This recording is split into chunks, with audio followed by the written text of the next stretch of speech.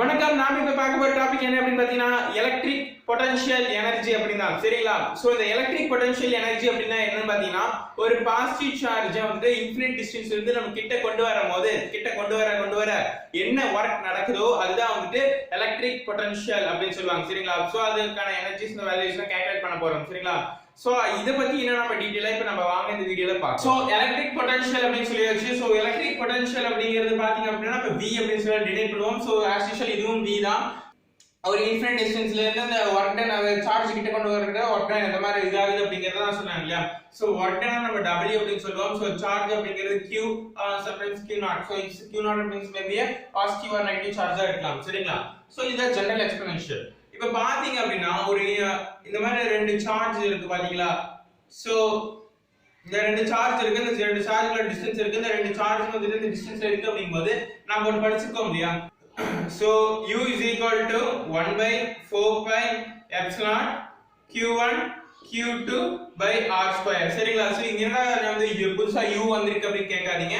So இந்த work ton நம்ம U அப்படினு சொல்லி கூட நம்ம மென்ஷன் பண்ணலாம். சோ அதனால தான் நம்ம இங்க U அப்படினு போட்டுருக்கேன் சரிங்களா. சோ இது பாத்தீங்க அப்படினா it's just nothing a linear ஷேப்ல தான் இருக்கு.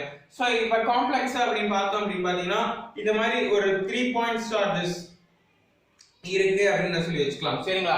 சோ இந்த மாதிரி 3 பாயிண்ட் சார்ஜஸ் வந்து 1 2 3 so which means R1 R2 R3 சரிங்களா. இது மூணு சார்ஜஸ் வந்து ட்ரையாங்கிள் ஷேப்ல இருக்கு சரிங்களா. சோ அந்த ட்ரையாங்கிள் ஷேப்ல இருக்கும்போது சோ எந்த மாதிரி கால்குலேட் பண்ணலாம் அப்படி பாத்தீங்க அப்படினா so U so 1 by 4 pi epsilon is common. so 1 by 4 pi epsilon இங்க தான் ஒரு சேலஞ்சிங்கான விஷயம் இருக்கு. so Q1 Q2 by R square plus Q2 Q3 by R square plus Q3 Q1 by R square சரிங்களா. சோ இந்த மாதிரி டேர்ம்ல தான் நம்ம வந்துட்டு எழுதணும் சரிங்களா. சோ இதெல்லாம் எப்படி எழுதுறது அப்படினு கேட்டிங்க அப்படினா சோ இதெல்லாம் பாத்தீங்கன்னா ஒரு எக்ஸாம்பிள் தான். இன்னும் வந்துட்டு ஸ்கொயர் ரிஜிட் பாடிஸ்ல குள்ள எல்லாம் போகும்போது நிறைய வந்துருச்சு அப்படினு பாத்தீங்கன்னா அப்ப யூஸ் பண்ண வேண்டிய ஃபார்முலா என்ன அப்படினா n into n minus 1 by 2 சரிங்களா.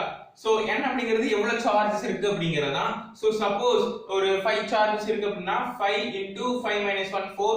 so 4 5 4 20 20 by 2 is 10. so அப்ப 10 டிஃபரண்டான காம்பினேஷன்ஸ் வரும் சரிங்களா. சோ அந்த 10 டிஃபரண்டான காம்பினேஷன்ஸ் நீங்க போட்டாதான் வந்து உங்களுக்கு ஃபைனல் ஆன்சர் கரெக்ட்டா வரும் சரிங்களா. சோ இப்போ வந்து பாத்தீங்க அப்படினா இது ஒரு சார்ஜ். இப்போ பாத்தீங்க அப்படினா இன்னொரு விஷயம் அப்படி பாத்தீங்கன்னா இந்த மாதிரி ஒரு ஸ்பீரிக்கல் ஷெல் எடுத்துக்கறாங்க. அந்த ஷெல் மேல ஒரு சார்ஜ் அப்ளை பண்றாங்க. சோ அத நம்ம பிளஸ் q அப்படி சொல்லி வெச்சுக்கலாம். சோ இப்போ வந்துட்டு எவ்வளவு வந்து அது உள் வாங்கிக்கும் அப்படி சொல்லி क्वेश्चन கேட்டாங்க அப்படினா which is nothing but so நமக்கு இது ரேடியஸ் அப்படிங்கிறது தெரியும். so which is nothing but so change in work done சரிங்களா. ஒரு இது பண்ணாம change in work done. so change in work done வந்து change in charge into so its potential. so VA minus VF சரிங்களா. initial minus final value. so இது அப்படியே கொண்டு வந்திருக்கேன். so இப்ப பாத்தீங்க அப்படினா KQ by R into so dq சரிங்களா. சோ இந்த r அப்படிங்கிறது என்னன்னு சொல்றீங்கன்னா இட்ஸ் நதிங் பட் ரேடியஸ் சரிங்களா. சோ இது நான் இதுல இருந்து ஸ்டெப்ஸ் எல்லாம் வரும், நான் உங்களுக்கு டைரக்டாவே போடுறேன். சோ அப்ப பாத்தீங்க அப்படினா இந்த ஸ்பீரிக்கல் ஷெல்லுக்கான வொர்க் டன் வேல்யூ என்ன அப்படி பாத்தீங்கன்னா 1 by 8 pi epsilon r square சரிங்களா. So into q. சோ அந்த q நம்ம இங்க மல்டிபிள் பண்ணிக்கலாம் q square ஓகேங்களா. சோ இந்த ஃபார்முலா யூஸ் பண்ணீங்க அப்படினா இந்த மாதிரி ஷெல்லுக்கு வந்து நீங்க இது பண்ணிக்கலாம். சோ சிமிலர்லி இப்போ நம்ம வந்துட்டு ஸ்பியருக்கு எடுத்துக்கலாம். சோ ஸ்பியருக்கு எடுக்கும்போது இதே ஃபங்க்ஷன் தான் நான் டைரக்டாவே போடுறேன். So 3 by 5 so k q square by r சரிங்களா. சோ இந்த ஃபார்முலா தான் வந்துட்டு ஸ்பியருக்கு சரிங்களா. சோ ஏன் இங்க வந்து 3 by 5 வந்துச்சு அப்படி பாத்தீங்கன்னா நமக்கு ஸ்பியருக்கான வேல்யூ தெரியும்.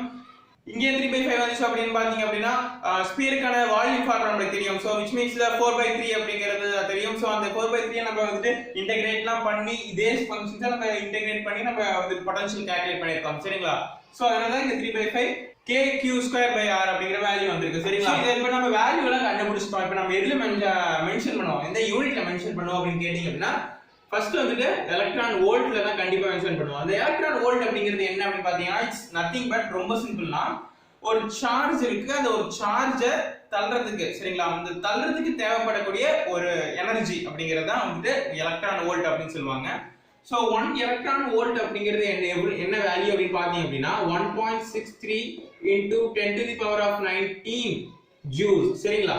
சோ இது வந்துட்டு இது இப்போ வந்துட்டு இன்னொரு சார்ஜ் அப்படிங்கிறது இதுல பாத்தீங்கன்னா எலக்ட்ரிக் டென்சிட்டி அப்படிங்கிறது தான். சரி, அந்த டென்சிட்டி அப்படிங்கிறது நதிங் பட் இந்த ஷெல்லுக்கு வந்து எவ்வளவு வந்து சார்ஜ் தாங்கி வைக்க முடியும் அப்படின்னு சொல்லி கால்குலேட் பண்றது தான் எலக்ட்ரிக் டென்சிட்டி அப்படின்னு சொல்லுவாங்க. எலக்ட்ரிக் டென்சிட்டி அப்படிங்கிறதுக்கு சிம்பிளா பொட்டன்ஷியல் பை வால்யூம். சரிங்களா?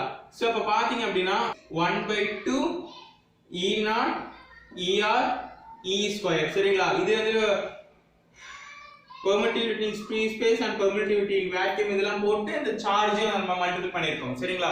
சோ இது நான் உங்களுக்கு டைரக்டா கொண்டு வந்திருக்கேன். சோ இதோட இந்த வீடியோ முடிஞ்சு போச்சு. இந்த வீடியோ உங்களுக்கு கண்டிப்பா யூஸ்ஃபுல்லா இருக்கும்னு நான் நினைக்கிறேன். சோ யூஸ்ஃபுல்லா இருந்துச்சு அப்படினா லைக் பண்ணுங்க. இல்ல ஏதாவது டவுட்ஸ் இருக்கு அப்படினா கீழ மறக்காம கமெண்ட் பண்ணுங்க. அதே மாதிரி ரெகுலரா இதே மாதிரி வீடியோஸ் பார்க்கணும் அப்படினா மறக்காம சேனல் சப்ஸ்கிரைப் பண்ணுங்க. அப்படி பக்கத்துல இருக்கிற பெல் ஐகானை கிளிக் பண்ணிக்கோங்க. அப்பதான் உங்களுக்கு இன்ஸ்டன்ட் நோட்டிஃபிகேஷன் வரும். சரிங்களா? So thanks for watching.